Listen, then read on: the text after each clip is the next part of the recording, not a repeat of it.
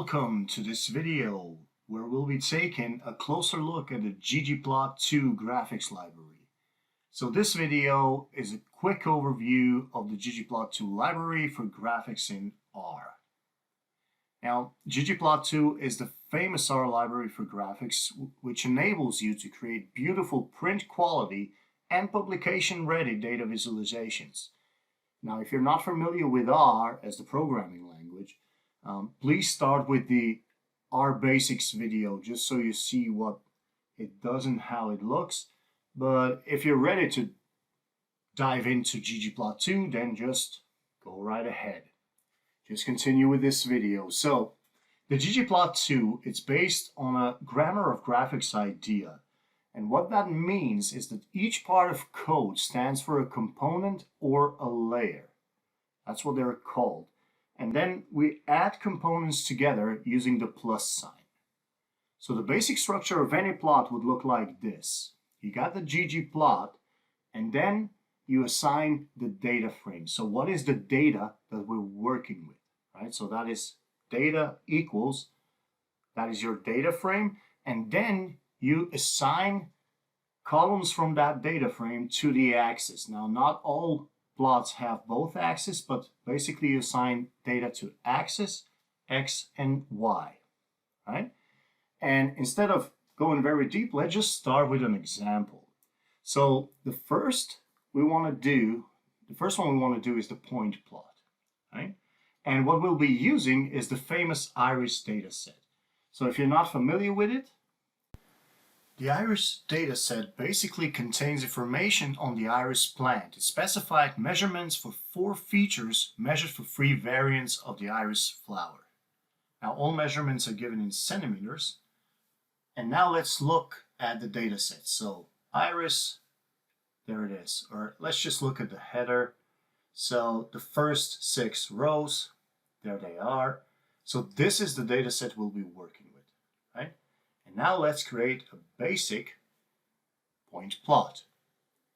And what we will do is we'll create a point plot with the iris dataset where we'll put the length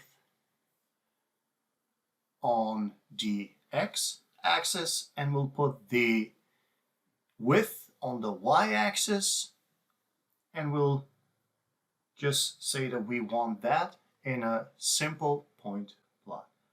So the length goes to the x-axis, the y-axis is the width, and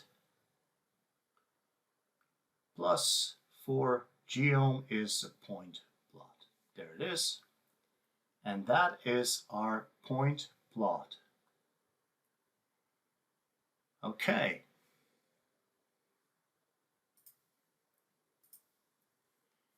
Now we often want to separate data. So if we wanted to separate the data here by the species, we'll just assign color by the species. And you would do this, so that is actually assigning color to groups, right? And what you do this is you just take the same code, but you also assign the color parameter, and you assign color by species. There it is. Right? So now we have a bit more information in that point plot. Okay, now let's look at the next chart that you can create in R, and that is a histogram. So we'll use the same data set, but the histogram only needs the x-axis.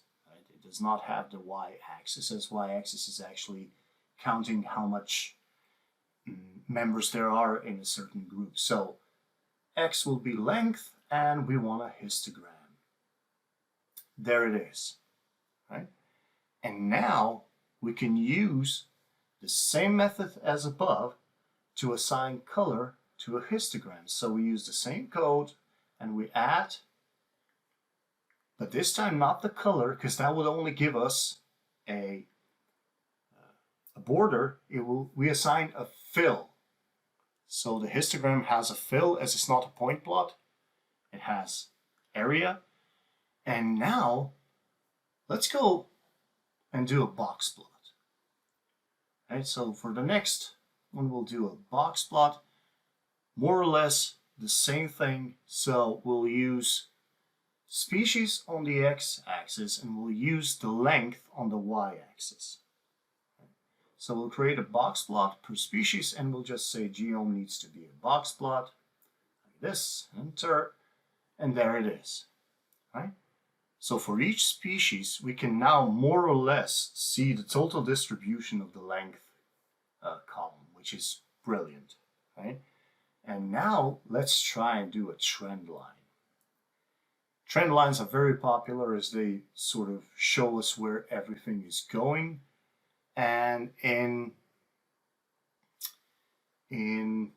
R, we add a trend line by adding geom underscore smooth, right?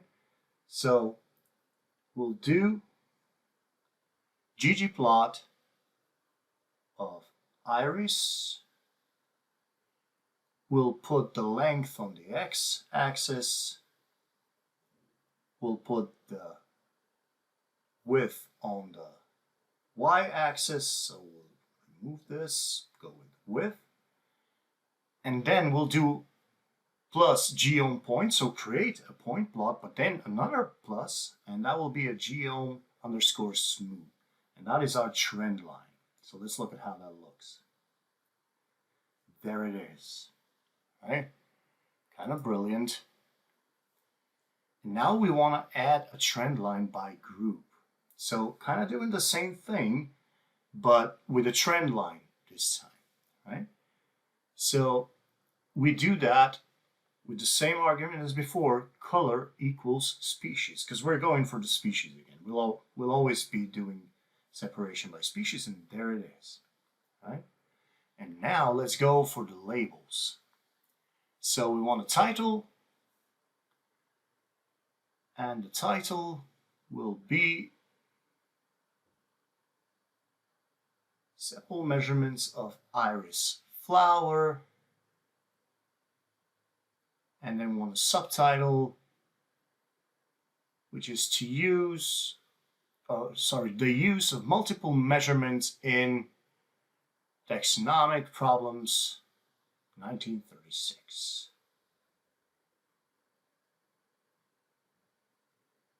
Okay.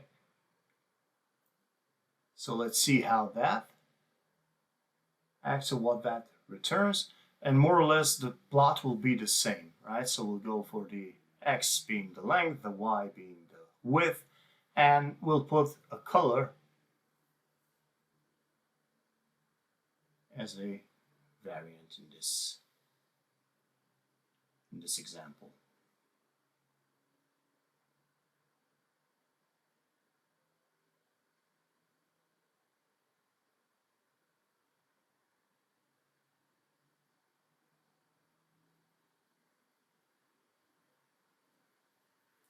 Variant, of course, spelled with an R, as we're talking about R. And there it is. Now you can see that the plot has a lovely title. And now let's add a theme. So basically a theme allows you to change the overall feel of a plot. And it also allows you to do to have your plots looking the same way, right? And you have a couple of themes. One is theme classic, theme black and white, theme minimal, and theme gray. So first, we just add a plus at the end. We do a theme, and let's look at a classic theme first. So a classic theme looks something like this. Right? I actually love this one. Now let's look at the black and white. So theme black and white. And let's look at the minimal. And in the end, let's look at the gray.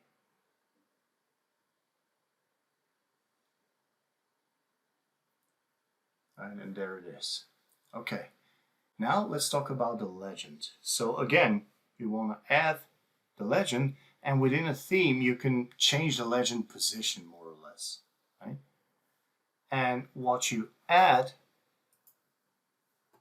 is theme legend position equals, and then you assign it, let's say bottom. So legend position equals, and let's do bottom. Right? And you'll see that it's more or less the same chart, but the position is now at the bottom, the position of the legend. Okay, now let's go for facets. So facets are more or less small multiples, right? Where you want to do a same chart, small multiples for each and every member of a certain thing. And of course, we'll go for species here because it's the most obvious thing. And what you do is you do facet underscore rep and facet underscore grid. That is what you're using. And it depends on whether you want them to be distributed horizontally or vertically. So first, let's look at the wrap. And you can see that they will now be distributed horizontally. So facets are species, right? That is what we're going for. And it still needs a special character here. There it is, right? So now they're distributed horizontally. You have all three species, each in its own chart, but with the same, and that's the important part here, with the same axis, right? And now let's go for the grid.